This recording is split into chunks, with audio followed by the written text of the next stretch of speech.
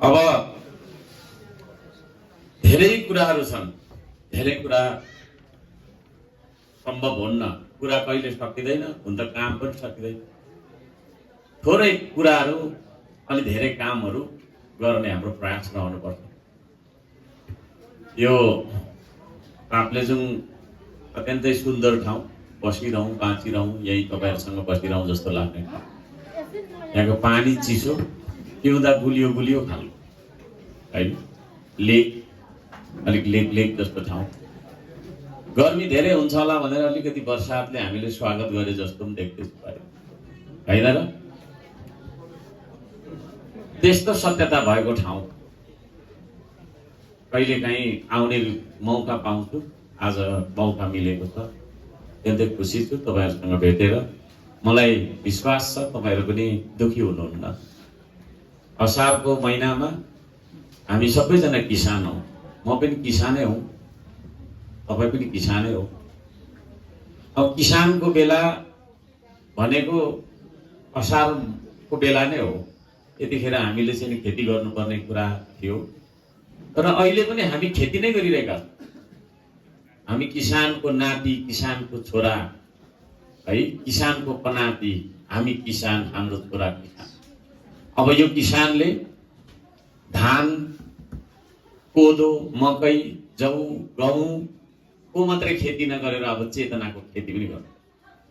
त्यसो भएको कारणले यो आज असारको दिन हामी यो हलभित्र बसेर पनि खेती नै गरिरहेका छौँ। हामीले यो हलमा गर्दै गरेको खेती चाहिँ चेतनाको खेती हो। चेतनाको खेती बिना हाम्रो देश उठ्न सकेन, हाम्रो देश बन्न सकेन, हाम्रो समाज राम्रो बन्न सकेन, हामीले चाहे जस्तो समृद्धि प्राप्त गर्न सकेनौँ। त्यसो भएको कारणले गर्दाखेरि श्रम संस्कृति भनेको एउटा खेती नै हो।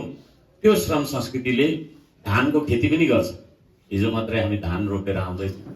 कोदोको खेती पनि गर्छ, निर्माणको कार्य पनि गर्छ, उत्पादनको कार्य पनि गर्छ, साथै जागरणको खेती पनि गर्छ, चेतना र ज्ञानको खेती पनि गर्छ।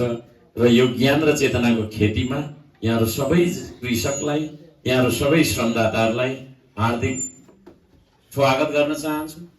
अब हामी यो खेतीमा लागौँ। आदरणीय दाजुभाइ दिदीबहिनीहरू, आदरणीय श्रमदाता, पत्रकार सबैजनालाई हार्दिक धन्यवाद दिन चाहन्छु।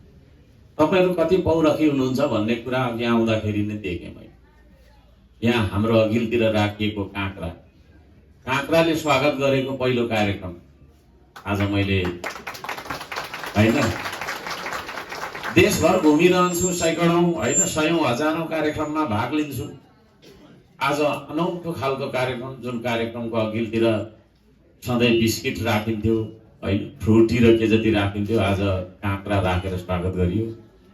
त्यो काँक्रा उत्पादक कृषक श्रमदातालाई हार्दिक सलाम छ, सम्मान छ।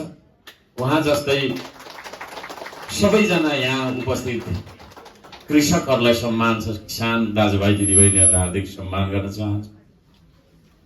अब यो श्रमदानको कुरा हामी गर्छौँ होइन, यो श्रमदान भनेको चाहिँ के रहेछ भनेर यहाँलाई भनिरहनु त पर्दैन होला। मैले बोलेको कुरा यहाँले सुन्नुहुन्छ होला जस्तो मलाई लाग्छ। बोलिराखेकै हुन्छु, म सडकमा बोलिराखेको हुन्छु, सामाजिक सञ्जालमा बोलिराखेको हुन्छु, प्रतिनिधि सभाको सभा हल सदनमा पनि बोलिरहेकै हुन्छु। नबोल्ने खालको अबोला मान्छे होइन, म बोलिरहन्छु। त्यसले गर्दा यहाँले सुनिराख्नै भएको छ, बुझ्नै भएको छ।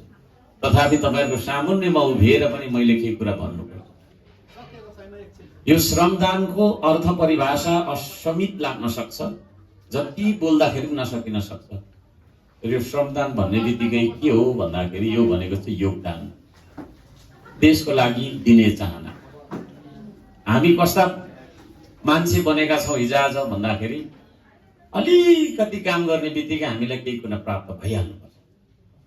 तर हाम्रो श्रमदान भनेको चाहिँ सहयोग गर्ने, राज्यलाई दिने, राष्ट्रलाई, देशलाई दिने एउटा चाहना, एउटा चेतनाले ओतप्रोत अभिप्रेरित अभियान हो। यो हाम्रो देशमा विकास भएन भनेर हामी त्यसरी रुन्छौँ, कराउँछौँ है। बजेट भनेर उफ्रन्छौँ।